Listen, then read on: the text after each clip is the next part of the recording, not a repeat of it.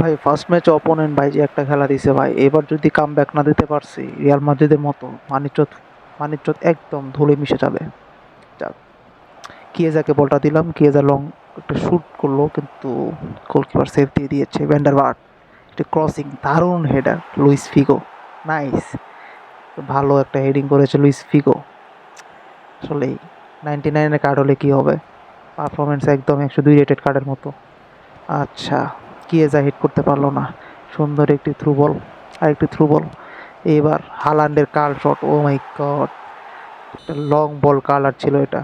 এরপর ভান্ডারবার্টের ক্রস থেকে, কর্নার থেকে শুটটি মিস করলো।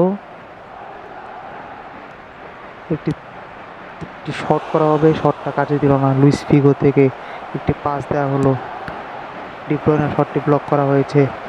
থিও হার্নান্দেজ, লুইস ফিগো, সুন্দর একটি গোল দিল লুইস ফিগো, দুটি গোল।